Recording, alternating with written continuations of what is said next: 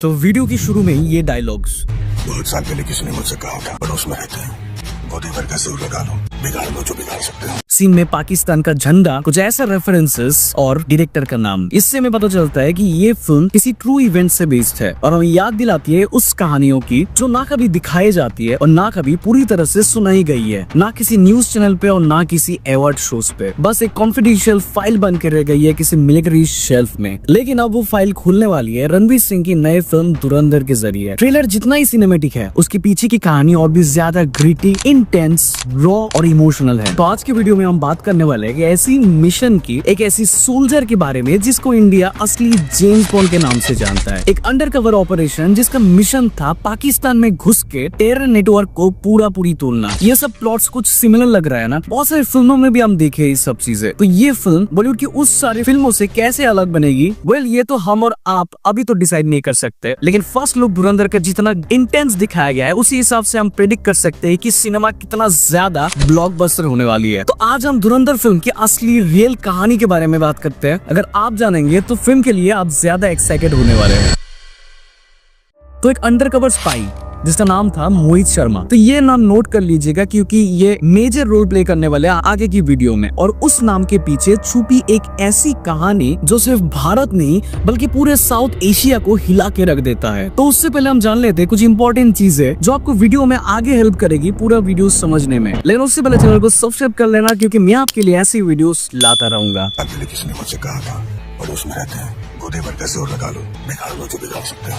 तो ये एक्चुअली में एक मैसेज था पड़ोसी मुल्क से, क्योंकि इससे पहले इंडिया में काफी सारे बड़े अटैक्स हो चुके थे। दिसंबर 2000 का रेड फोर्ट अटैक, 2001 में जम्मू कश्मीर असेंबली अटैक, 13 दिसंबर 2001 में पार्लियामेंट अटैक और फिर होती है अक्षरधाम टेम्पल में अटैक। और यही से शुरू होती है इस फिल्म की कहानी। और इस कहानी की कर्ता धर्ता थे national security adviser Ajit Kumar Doval, जिन्हें इंडिया के जेम्स बॉन्ड भी कहा जाता था। और इनका ये रोल कर रहे हैं आर माधवन। तो जिनको नहीं पता मैं बता दूं आपको, अजीत डोभाल रिपोर्टेडली 7 साल तक धर्म बदलकर पड़ोसी मुल्क में पाकिस्तान में रहे थे। और बहुत ही कम ऐसे अंडरकवर एजेंट्स हैं जो पाकिस्तान में रहकर कभी पकड़े न गए हो। और ये सब करते करते वो दुश्मनों को ट्रेस करते रहे और यही से शुरू होती है असली कहानी।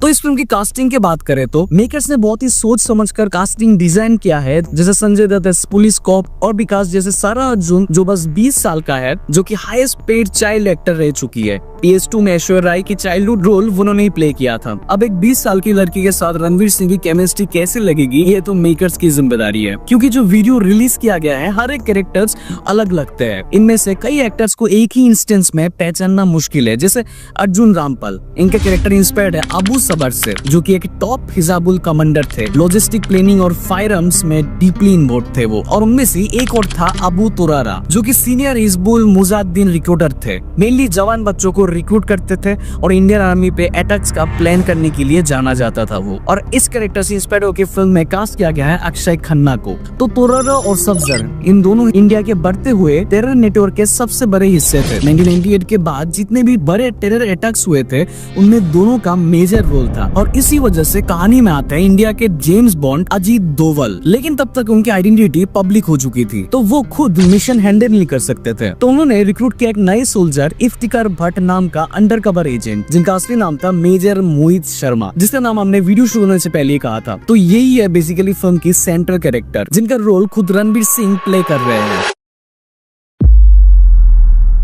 तो रोहतक हरियाणा के एक मिडिल क्लास फैमिली में जन्म हुआ था मोहित शर्मा का। उन्होंने अपना इंजीनियरिंग डिग्री कंप्लीट किया था, लेकिन बचपन से उनका मन था डिफेंस में जाने का और भारत के लिए कुछ करने का। 1995 में एनडीए में ज्वाइन किया और 1998 में कमिश्नर बन गए थे। मद्रास रेजिमेंट में रिक्रूट किया गया था और बाद में कश्मीर में पोस्टिंग मिल गई उनको। मोहित सिर्फ एक सोल्जर नहीं थे, वो एक मास्टरमाइंड थे, एक स्ट्रेटेजिस्ट जो सिर्फ गोली चलाना नहीं, दुश्मन की दिमाग में भी घुसना जानते थे। और इन्हीं वजह से उनको चुना गया था एक अंडरकवर बहुत ही खतरनाक मिशन के लिए। और एक ऐसी मिशन जो दुनिया के सबसे डेंजरस इंटेलिजेंट ऑपरेशन में गिना जाता है। इंडियन आर्मी हेडक्वार्टर्स में एक फाइल ओपन होती है। मिशन कोड नेम था ऑपरेशन इफ्तिकार भट्ट। इसका ऑब्जेक्टिव बस एक ही था, पाकिस्तान ऑक्युपाइड कश्मीर में घुसकर टॉप टेरर लीडर्स के साथ नेटवर्क बनाना, उनका ट्रस्ट जीतना और फिर उनकी टेरर इंफ्रास्ट्रक्चर को खत्म करना। और उसी टाइम मेजर मोहित शर्मा बिना किसी हिचकिचाहट के हाँ कर दिया। अपनी असली पहचान, धर्म, परिवार सब कुछ छोड़ दिया था, बस एक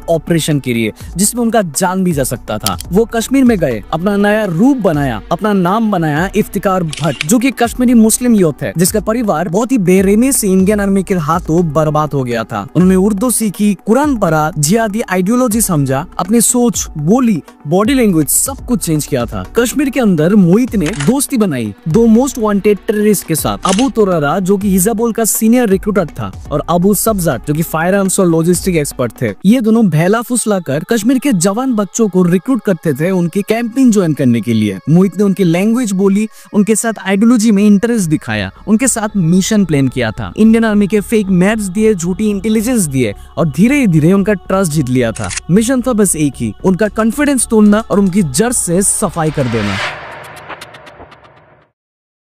वहाँ पे रहते हुए हर दिन एक साइकोलॉजिकल टॉर्चर था, अपनी असली आइडेंटिटी छुपा के जीना, हर वक्त डर के साए में रहना, लेकिन एक ही मोटिवेशन था, देश। एक बार उनका फेक आईडी एक चेक पोस्ट पे पकड़ा गया था, सब कुछ खत्म हो सकता था, मिशन भी और जिंदगी भी। मोहित ने तुरंत प्लान बी आजमाया, वहाँ पे एक ट्रक ड्राइवर को घूस देके चेक पोस्ट से निकल गया था।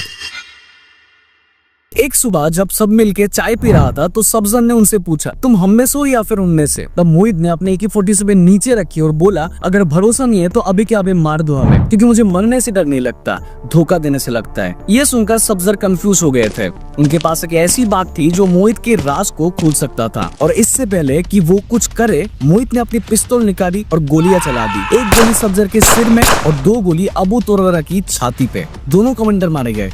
मोहित ने सेफ रूट लिया और उसी शाम को मोहित ने इंडियन आर्मी बेस में रिपोर्ट कर दिया और उनको इंडिया लाया गया। ये ऑपरेशन आज भी इंडिया की one of the highest impact successful mission में से एक माना जाता है। ये कहानी एक मिशन की नहीं थी, बल्कि ये कहानी एक जुनून की थी, देशभक्ति की थी और एक ऐसी सोल्जर की जो अकेले पूरा टेरर सिस्टम को हिला ही दिया था और धुरंधर उस नाम को आवाज देने वाला है जिसे दुनिया ने जानने में देर कर दी, लेकिन भारत कभी भूल नहीं सकता। अब आदित्य धर जो उड़ी द सर्जिकल स्ट्राइक जैसी फिल्म बना चुके हैं, लेके आ रही है कहानी स्क्रीन पे। फिल्म में कुछ सिनेमैटिक लिबर्टीज ली गई है, जैसे फिक्शनल लव एंगल दिखाया जाएगी, ड्रामाटाइज सीन होगा, लेकिन कोर स्टोरी वही रहेगा, रॉ, रियल और इम्पैक्टफुल। तो धुरंधर सिर्फ एक फिल्म नहीं होने वाली है, ये ट्रिब्यूट होने वाली है उन सोल्जर्स की जिनका नाम हम कभी जान भी नहीं पाते और जिनकी वजह से हम सब आज सेफ है। तो अगर ये कहानी आपको इंस्पायर करती है, एक लाइक कर देना और कमेंट में बताओ क्या आप एक्साइटेड हो रणवीर सिंह को इस रोल में देखने के लिए, और क्या आपको ये फैक्ट कहानी पता थी पहले से? कमेंट में जरूर बताना। और अब तक सब्सक्राइब नहीं किया हो तो जल्दी से कर दो दोस्त। मिलते हैं अगली वीडियो पे कुछ मजेदार फैक्ट्स और फिल्मों की कहानी के साथ। तब तक take care and bye bye.